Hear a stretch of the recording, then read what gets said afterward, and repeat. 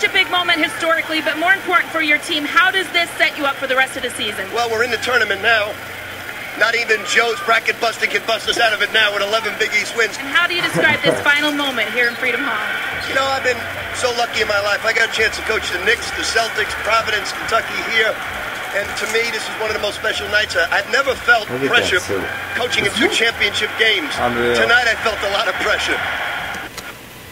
Rick Pitino. That's because he never coached in meaningful games in his days at the Boston. Yeah, I don't quite understand that comment.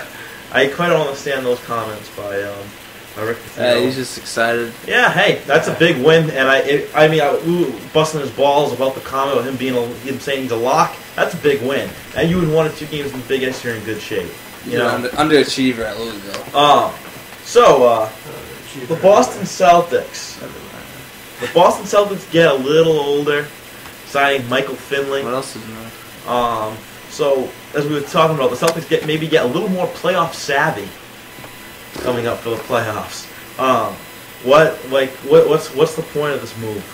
Michael Finley shooting 35% from the field right now, in his Spurs. Playing with the Spurs. Is this just them just going out and just making a move? I don't understand this. I think he's just filling a roster spot. He's a good perimeter shooter, which, I mean, Sheets kind of let him down from beyond the arc this year, which is kind of what they kind of get big for. I know, but I mean, he's not the 35%. He's been wishy-washy. Yeah, he's not the 35% shooter they thought he would be, which is got to be disappointing. What's with the Boston Winter Sports making just pointless moves? It's pointless moves that don't add anything to the team. Blew their load way too early. Both teams, I think, they couldn't get the big deal. They got nervous. It's Boston. You got to do something. Yeah, you got to do something in Boston. Who else are they going to make a play for? All the Celtics. Danny Ainge says they contacted Amari Stoudemire, but unless they're giving up KG, I don't see what else.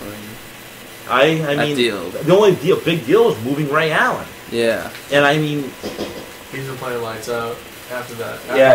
He's been playing very well. Very well. Philly, he's probably just going to be like getting 5 minutes a game. He's going to be the 10th guy off the bench. Nothing big. Tony Allen's backing up Paul Pierce. You know, Finley's behind him. Now, switching things up a little bit, John Lester goes out and has a pretty rough first outing down at Fort Myers. What was that line? 4 runs in an inning by the Twins. He gave up a single, 2 walks, and then a 2-run double to Justin Morneau to start the game. I mean, again, spring training. He may be working on a lot of stuff too. Yeah. A lot of guys don't really worry about what their lines are in spring training. They're working on a lot of different pitches and stuff. It's a long way to the end of spring training, and this is his first start to get on a pitch count. I mean, he was supposed to go 2 innings, could only go 1. But of course, people are going to worry about it. That's what people do. The thing that's worrying is that his control was so bad. If it's like something else was wrong, all right, it's spring training. I mean, but still, it's just you're not shot. It could be control because he hasn't tried different pitches before. He hasn't thrown a lot of different pitches. I mean, that could be a big thing with his control. You can't just go out there and start throwing strikes. Or he was just banging his hot wife the whole last season. His wife is unbelievable. That'd be an option. Clay Buchholz now also goes out. Shit's the bad. Has another bad outing. Which what else is new with Buchholz, who I think has been very inconsistent in his career here. Gained some weight really though. Bad. Really? He put on some weight. You 18 seen him pounds. recently? Yeah. 18 pounds. He did look a little bigger in there. Now he goes out and says he pretty much goes out and says he is the number 5 starter. Has a horrible outing while Wakefield pitches pretty well. But once again, spring training, we're putting too much stock into it, just talking about it right now. Buchholz has the potential. But what happens if they say, hey, Clay, you're starting the year in AAA? How's that going to go over? Nah, what are you going to do with him? He's got the type of personality where he's requesting a trade. Now, Always going to cost. I think he's that big. He's that big of a risk. Where if you say, "Hey, Clay, you're starting the year in the bullpen," you still run that risk because he is that guy. I actually made a post today on TalkSox.com message board, Red Sox message board about this exact topic with Clay Buchholz. The point I made was that the Red Sox prospects, which we've talked about, are so overhyped that we end up, the front office, I believe, ends up saying, they buy into their propaganda about these prospects, and that's why they don't trade them. I hate when I say we. The Red Sox. Yeah. The Red Sox could have. You got your pink hat on? But see, the thing is, Ross, is I think it's kind of different with Lester on the fact that it wasn't just the Red Sox front office. Everyone was talking about him before he got the whole cancer thing, and even after. So he was going to be the Cy Young. It wasn't everyone, but people just were talking about this guy and talking about him. He was supposed to be the next big thing. I mean, honestly, I don't think he's really put up that year yet that everyone's starting to predict. Last year was pretty damn good. I mean, no, he did put up some good numbers last year. Is it what he was like picked to do? No. It was a good year. I mean, I get really bad. We had guys saying, replying on the post, that they're supposed to be overhyped, these guys. Yeah. But they can be overhyped. But then someone else made another great point about how you have to be, the front office can't buy into it, though. And if they buy into their overhype, then you're overvaluing prospects. Bottom line is Red Sox need a bat. They need to do something about a bat. Adrian Gonzalez is out there. You do what you got to do to get him. I hate to sound like the guy who always says go out and get somebody. Yeah.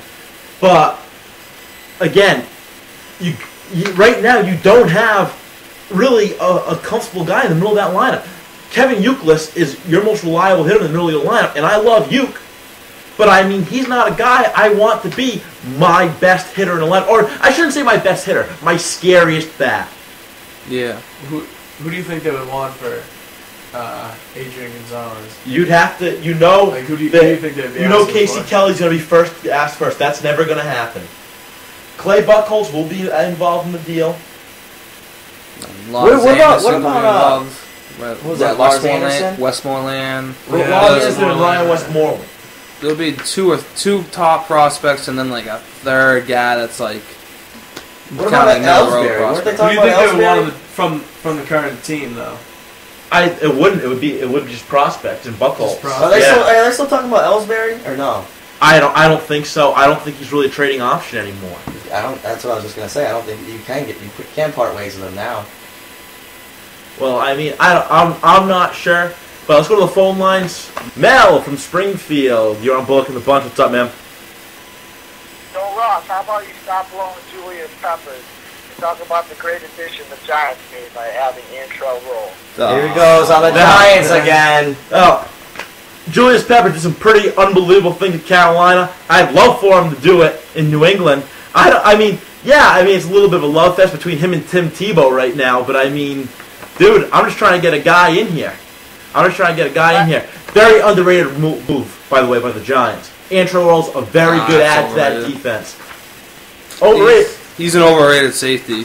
You're bringing in a good safety, guy that can cover up a little bit, which is very underrated in the NFL as a cover safety. And the Giants were able to go out and acquire that. He did have a career year last year, but they also did spend a pretty penny on him. What do you think about that? It's an uncapped year, though. Yeah, it's not the first time the Giants spent any money to go get something on defense. Now if only the Patriots could do that. Yeah, I see what you're talking about. Well, Mel, thanks for the call. No problem, guys. When we get back, Tiger Woods, a little bit about him. I mean, and of course, our Oscars, the Pick'em, final standings, Bullock in the Bunch.